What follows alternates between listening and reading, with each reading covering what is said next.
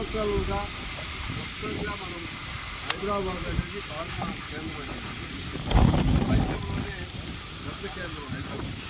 ఈ ఫార్మా కంపెనీలు chemicals industries ఈ పని విధానం పైన వీటిలో జరుగుతున్న లోపల జరుగుతున్న నష్టాలపైన ఖచ్చితంగా న్యాయం జరిగితే భవిష్యత్తులో పేద కార్మికులకి వాళ్ళ ప్రాణాలు కాపాడాలి. రెండోది ప్రాణాలు కాపాడవలసింది కాదు, భార్య పిల్లలు వదిలేసి కేవలం 550 రూపాయలు అని చెప్పారు. ఆన్లైన్ చెప్పారు రోజుకి 550. 500 నెలలో 15,000, 16,000, 15,000. 15,000 అసమర్థంగా రావచ్చు.